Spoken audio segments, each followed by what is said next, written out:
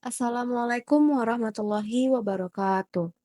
Halo teman-teman, perkenalkan nama saya Nafa Indah Permatasari dari kelompok 3 bersama Mbak Audrey, Mbak Yulia, Mbak Paulina, dan Mbak Dinda.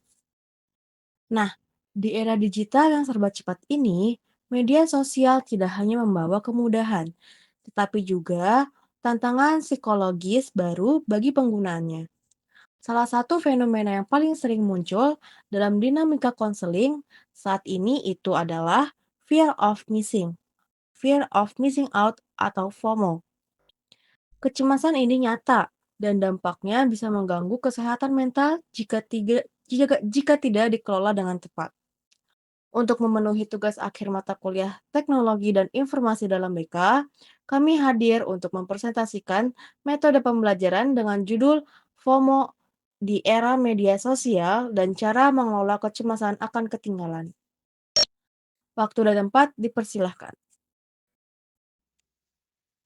FOMO atau singkatan dari Fear of Missing Out, yaitu rasa takut tertinggal informasi, kegiatan, ataupun momen penting yang dilakukan oleh orang lain. Fenomena ini semakin sering muncul pada pengguna media sosial, terutama remaja dan mahasiswa. Selanjutnya di sini saya akan membahas mengenai apa itu FOMO.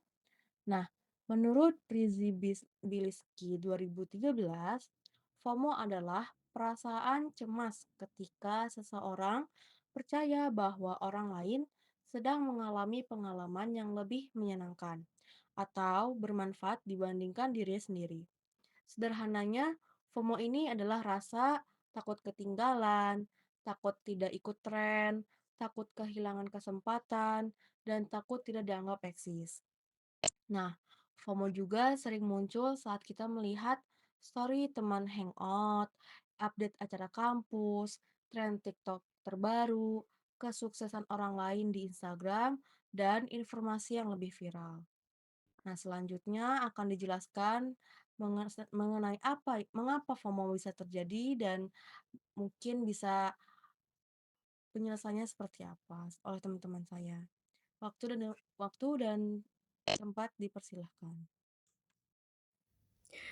Oke, sekarang saya akan menjelaskan tentang sebab akibat FOMO bisa terjadi atau kenapa sih FOMO itu bisa terjadi, terutama pada pengguna media sosial. Pertama itu, media sosial itu membuat kita melihat kehidupan orang lain selama 24 jam. Nah, kita itu disuguhi foto dan juga video yang tampak sempurna, sehingga tanpa sadar kita merasa hidup kita itu kurang menarik atau kurang sukses dibandingkan mereka. Padahal, apa yang kita lihat itu adalah highlight, bukan kehidupan sebenarnya. Lalu yang kedua itu adalah FOMO muncul karena adanya kebutuhan untuk diterima ataupun need to belong. Jadi menurut self-determination, teori dari Deci dan Ryan, manusia ini punya kebutuhan dasar untuk merasa terhubung. Nah, jadi ketika kita itu tidak ikut sebuah kegiatan ataupun tidak terlibat dalam lingkungan sosial tertentu, bisa memunculkan rasa cemas ataupun takut tersisihkan. Lalu yang ketiga itu adalah FOMO itu juga dipengaruhi oleh perbandingan sosial. Jadi, menurut teori Festinger, manusia itu secara alami itu membandingkan dirinya dengan orang lain. Nah, media sosial ini membuat proses ini itu terjadi lebih sering dan lebih intens karena kita itu terus-menerus melihat pencapaian, kebahagiaan, ataupun gaya hidup orang lain. Dan yang keempat, FOMO itu lebih mudah terjadi pada orang yang mengalami ketidakpastian identitas ataupun memiliki self-esteem yang rendah. Jadi ketika seseorang tidak yakin dengan dirinya, ia tuh lebih mudah merasa ketertinggal ataupun kurang berharga ataupun takut tidak dianggap dan tidak eksis. Nah, jadi secara keseluruhan FOMO itu muncul karena kombinasi antara paparan media sosial, kebutuhan untuk diterima, kecenderungan membandingkan diri, dan kondisi psikologis seperti rendahnya self-esteem. Selanjutnya, Oke, di sini saya Yura Citra Amanda akan menjelaskan dampak FOMO terhadap kesehatan mental. FOMO tidak hanya sekedar takut ketinggalan, tapi juga bisa berdampak yang luas. Yang pertama itu ada dampak emosional. Ada meningkatkan kecemasan, muncul rasa minder, mood mudah berubah, merasa hidup kok gue gini-gini aja. Lalu yang kedua itu ada dampak perilaku. Terlalu sering membuka media sosial, sulit fokus belajar, mengikuti kegiatan hanya karena takut ketinggalan. Konsumtif, mengikuti tren. Lalu yang ketiga itu ada dampak relasi sosial. Membandingkan diri secara berlebihan, ingin diakui terus, tidak bisa berhenti mengejar validasi. Lalu yang terakhir, yang keempat itu ada dampak pada kualitas hidup. Tidur terganggu, produktivitas menurun, sel ekstrim semakin rendah. Selanjutnya, ciri-ciri seseorang mengalami FOMO. Mungkin kalau kamu atau teman kamu mengalami FOMO, kamu akan merasakan hal seperti ini. Contohnya seperti, duh, kalau aku nggak ikut, nanti aku dianggap nggak gaul. Atau, kenapa mereka bisa bahagia ya, sedangkan aku enggak. Atau, duh, aku harus update story biar nggak dianggap hilang. Seperti itu. Lalu, contoh ciri seseorang mengalami FOMO itu adanya keterikatan berlebihan pada media sosial atau handphone. Jadi selalu cek HP tiap beberapa menit. Karena kamu merasa dorongan kuat dan sulit ditahan untuk terus-menerus membuka aplikasi medsos atau sekedar memeriksa notifikasi. Bahkan saat kamu sedang melakukan hal lain seperti makan, belajar, ataupun bekerja. Selanjutnya, kamu akan merasa gelisah ketika tidak online. Misalkan ketika kamu kehilangan sinyal, kehabisan baterai, atau lupa membawa HP, itu akan menimbulkan rasa cemas, khawatir, atau bahkan panik yang berlebihan karena kamu takut melewatkan update penting. Sekarang saya akan menjelaskan cara mengelola FOMO. Nah, strategi yang dapat membantu untuk mengurangi FOMO itu, yang pertama, sadari pola FOMO. Nah, sini kita harus catat waktu kapan FOMO itu muncul, misalnya saat melihat story teman. Nah, yang kedua itu batasi penggunaan media sosial. Nah, kita perlu atur screen time, matikan notifikasi, atau lakukan digital detox. Nah, yang ketiga itu ada latihan mindfulness. Nah, di sini kita harus fokus pada apa yang sedang kita lakukan saat ini, bukan apa yang dilakukan oleh orang lain. Nah, yang keempat itu ada tingkatkan self-esteem. Nah, sini tuh kita harus hargai diri kita sendiri tanpa harus membandingkan dengan orang lain. Nah, yang kelima itu bangun aktivitas yang bermakna. Kita harus mengisi waktu dengan kegiatan yang kita suka atau penting buat diri kita sendiri. Nah, kalau hidup kita terasa terarah, kita tidak mudah terganggu oleh apa yang orang lain lakukan. Nah, yang terakhir itu fokus pada real life daripada highlight orang lain. Nah, di sini tuh ingat yang ditampilkan di media sosial itu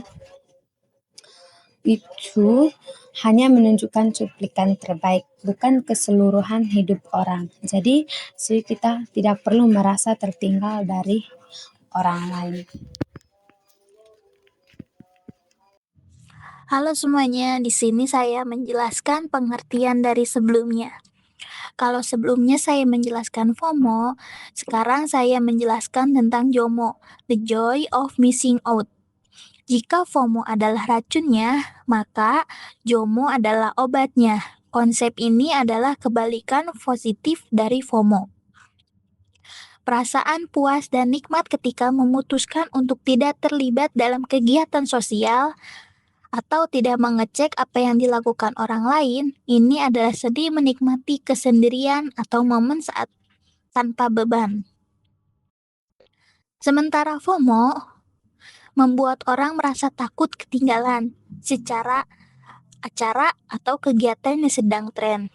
JOMO justru membuat orang merasa bahagia ketika tidak mengikuti kegiatan tersebut. JOMO bukan berarti menjadi antisosial, melainkan menjadi selektif. Kita bisa memilih di mana kita ingin menghabiskan waktu dan energi, bukan didikte oleh rasa takut tertinggal. Contoh kasusnya itu memilih membaca buku di rumah saat hujan turun, lalu mematikan HP. Meskipun tahu teman-teman sedang menongkrong, ada rasa damai, joy di sana.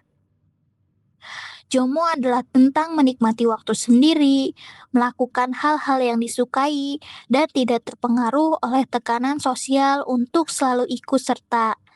Ini bisa berarti menghabiskan waktu dengan sendiri, melakukan hobi dan kegiatan yang disukai, beristirahat dan tidak melakukan apa-apa, menghindari kegiatan tidak menyenangkan atau membosankan. JOMO dapat membantu mengurangi stres, meningkatkan produktivitas, dan meningkatkan kepuasan hidup. Baik, di sini saya akan menjelaskan tentang apa itu FOMO. Nah, FOMO itu atau Fear of Better Options. Nah, adalah kondisi psikologis yang mana seringkali muncul bersamaan dengan FOMO. Nah, istilah ini juga sangat dipopulerkan oleh Patrick and Guinness. FOMO merujuk pada ketakutan seseorang untuk berkomitmen pada satu pilihan karena adanya kekhawatiran bahwa masih terdapat pilihan lain yang lebih baik di luar sana. Nah, individu yang mengalami FOMO itu cenderung kesulitan dalam mengambil keputusan. Hal ini dapat terlihat dari perilaku yang sederhana seperti membutuhkan waktu yang lama dalam memilih menu makanan atau menunda konfirmasi kehadiran pada suatu acara karena masih menunggu kemungkinan adanya acara lain yang dianggap lebih menarik. Dampak dari FOMO itu cukup signifikan karena dapat mengarah pada analisis paralisis, yaitu kondisi yang dimana ketika seseorang lalu banyak menganalisis berbagai pilihan hingga akhirnya tidak mampu mengambil keputusan yang sama-sama sekali. Bahkan ketika keputusan telah diambil, individu itu seringkali masih diliputi perasaan ragu dan penyesalan. Nah, dalam kaitannya dengan FOMO, itu keduanya memiliki perbedaan fokus. FOMO itu sendiri mendorong individu untuk terus membandingkan diri dengan apa yang dilakukan oleh orang lain. Sedangkan FOMO itu membuat individu di mana dalam meragukan pilihan yang sudah ada di depan mata. Kombinasi keduanya dapat menyebabkan kebingungan, ketidakpuasan, dan ketidakstabilan dalam pengambilan keputusan sehari-hari. Selanjutnya, fenomena pubbing atau phone snoobing. Pernah nggak sih kamu lagi duduk sama teman-teman kamu, tapi semuanya malah asik main handphone, sehingga lupa kenapa kamu ketemu? Atau kamu lagi diskusi sama seseorang, lalu dia bicara sama kamu, terus kamu denger, tapi nggak ngeliat. Nah, itu namanya pubbing. Jadi, pubbing ini satu dampak nyata dari fear of missing out atau FOMO yang semakin sering terjadi dalam interaksi sosial tatap muka. Pubbing ini merujuk pada perilaku seseorang yang mengabaikan orang di sekitarnya karena ia lebih fokus pada handphone, seperti membuka media sosial, membalas pesan, atau sekadar mengecek notifikasi. Dalam konteks ini, kehadiran fisik seseorang tidak lagi sejalan dengan kehadiran psikologisnya. Karena perhatian dan pikirannya teralihkan ke dunia digital. Salah satu penyebab utama terjadinya pubbing adalah dorongan dari FOMO, yaitu rasa takut ketinggalan informasi, pesan penting, atau aktivitas terbaru di media sosial. Individu merasa harus selalu terhubung dan responsif terhadap notifikasi yang masuk, meskipun ia sedang berada dalam situasi sosial yang seharusnya menuntut perhatian penuh. Yang dimana akibatnya penggunaan smartphone menjadi bersifat kompulsif dan sulit untuk dikendalikan. Bahkan ketika sedang berinteraksi langsung dengan orang lain. Nah, dampak dari perilaku pubbing ini cukup serius karena ia merujuk pada kualitas hubungan interpersonal. Lawan bicara dapat merasa diabaikan, tidak dihargai, dan kurang diperhatikan. Yang dimana pada akhirnya dapat menurunkan rasa kedekatan emosional dan juga rasa empati. Dalam jangka panjang, kebiasaan ini berpotensi merusak keharmonisan hubungan keluarga, hubungan pertemanan, maupun hubungan romantis.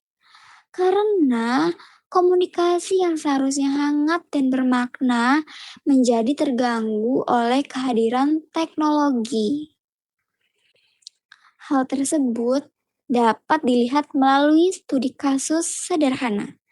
Contohnya, seperti Sarah yang sedang makan malam bersama orang tuanya, meskipun secara fisik ia duduk di meja makan bersama keluarga, perhatiannya terus tertuju pada layar ponsel yang tergeletak di depannya.